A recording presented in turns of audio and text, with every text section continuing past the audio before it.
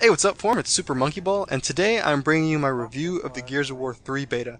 And in terms of this gameplay, it's nothing too spectacular. It's just the longest game that I had on my hard drive. We do have a little bit of a comeback in the first round of TDM, but for the review, I feel like I just don't have enough experience with Gears of War to just give my personal opinions of the review and what needs to happen. I've only played the multiplayer really for Gears of War 3. So I've invited two other guys on here who've got much more experience than me, and they've been playing it since Gears 1, so why don't you guys go ahead and introduce yourselves? Hey, what's up, guys? It's Stab, and I've been playing casually since Gears of War 1. Hey, this is Half a Spoon, and I've been playing more competitively since the start of Gears of War 2.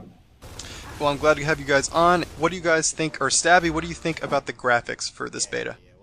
I think the graphics are much brighter, and the detail into this game is much better than its predecessors. A little cartoony, but that's not a bad thing. I think it just helps the overall feel of the game and the detail that it shows and brings. Oh yeah, I agree. I mean, it's using Unreal Engine, so obviously it looks good. And even though they're going for a post-apocalyptic feel with everything, it doesn't feel drab and washed out. They have a good variety of colors to keep everything visually striking. Spoon, what do you think about the sounds? Well, the first thing I noticed with the sounds is that there seemed to be a little bit more ambience than there was in previous games, which is a nice thing. It just adds to everything. And the footsteps when you're running, from what I've noticed, that was toned down a little bit as compared to the older games, but the grunting when you're running has been increased, so it's a really nice trade-off, and overall, all the sounds just mesh together perfectly. Yeah, I have to agree again. I think they do a good job of creating an immersive sound system and just adding a special ambiance in terms of adding more effect to the multiplayer. So I like the sounds, and also they're informative. There are plenty of situations in which I could sound horse somebody in my headset. I could hear somebody running up behind me, especially if they're doing a retro charge. You hear the people grunting and heaving as they run at you. So not only does it add to the feel of the multiplayer, but it's also very beneficial, the sounds in this game. What do you guys think about the gameplay versus Gears 2? I personally think it's much smoother in the aspect that you can turn better, and just really it feels much more smooth. Like you don't have to change it to stop the road you run and change directions to turn around a corner anymore. It just feels like you can just kind of curve around it now. The first thing that I noticed on accident was they added omnidirectional evade, so you don't only have to roll in 4 directions, go in any direction you want, which is a huge upgrade from older games. And with something that big, I'm surprised that I didn't run into any bugs with it. So, plus in my book. Yeah, no, I have to agree. The gameplay really feels very fluid, and I almost feel like it could be a full retail game. I mean, there's not a whole lot of bugs. Or I didn't notice any real bugs at all whatsoever. The only thing I noticed is maybe the platform on this map. Sometimes it's kind of difficult to jump off of it. I think there's a couple times where I get stuck up there. But yeah, no, for the most part, it's very fluid, it's very fast-paced, and I feel like they don't need to make a whole lot of tweaks between now and when they release the game this September. But we've touched base on all kind of the high-level aspects of the review for Gears. Now let's talk about some suggestions that we think need to be implemented between now and the game is released. So Stabby, what do you think about the power weapons? Personally, I think all the power weapons are pretty well done and well balanced. I like the fact that they spawn quicker if you use up all the ammo. Obviously, you don't want 400 frags placed around the map. But the only problem I have is with the actual layout of the map Thrash Bowl, and that's just because the sign crashes down on the one and only power weapon. And basically, what happens then if you run into a competitive team, they'll run up to the top and camp it out, and they'll just hold down the position and wait for you to come up there and get them, and you can't do that without a power weapon. Yeah, map design, I have heard complaints of all the maps. A lot of people like to jump up in a concession and kind of hunker down and camp in there. I think that's the only complaint that I've had in terms of map design. A lot of people have had some issues. I think they suggested maybe adding in maybe one more route to get into concessions, because that does seem to be a little bit of a complaint from the community. I do think that they should move the power weapon, or have the time where the scoreboard falls to slow down, not slow down, but make it a little longer before you can shoot it down. That way you have an extra chance, because most games, as soon as it starts to fall, everybody just shoots it down, and you only get the power weapon once. So. Yeah, no, I think I agree. Spoon, you'd mentioned something about what was it, the Incendiary grenades. The incendiary grenades. You didn't think they were very effective trap weapons?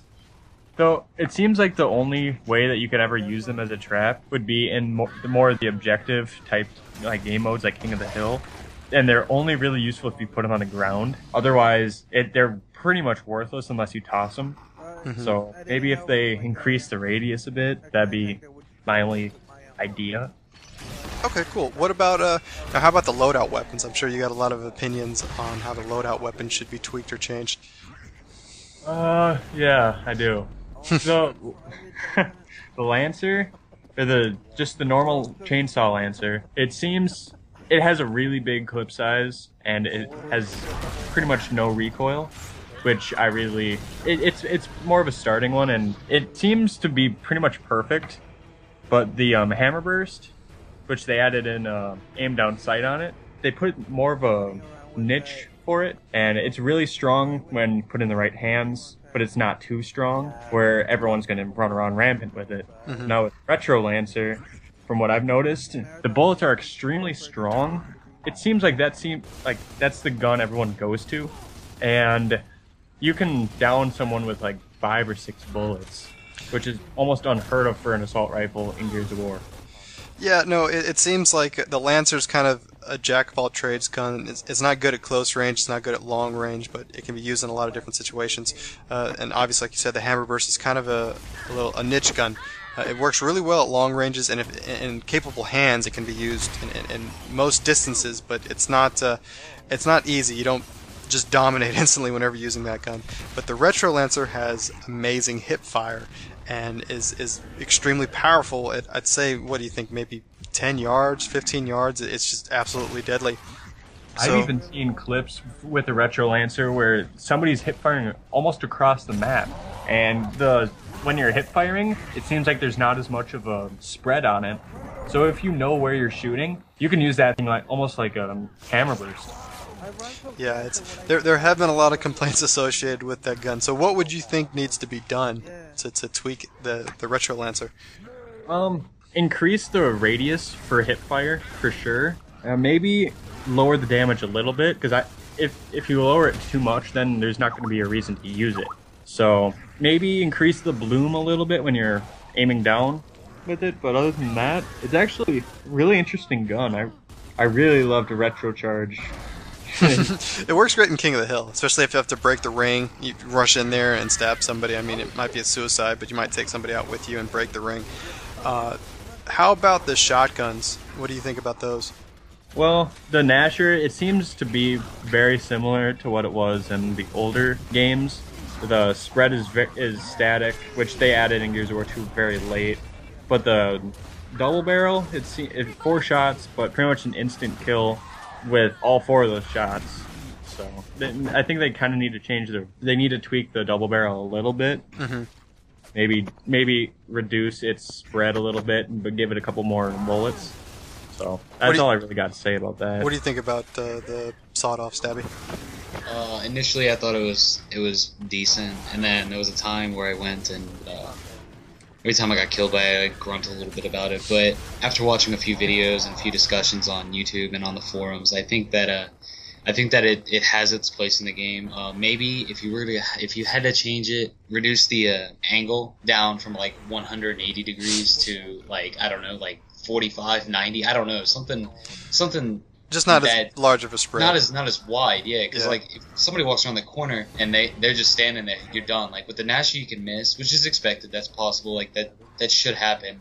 You got to be able to learn to place your shots. But with the sawed off, there's no missing almost. It's just if everything's working right, it's like an instant kill. But that's really the only tweak I can think for that gun. Yeah, I guess the only thing I would suggest is it either should kill you or it should damage you. I don't think it should have the capacity to down you.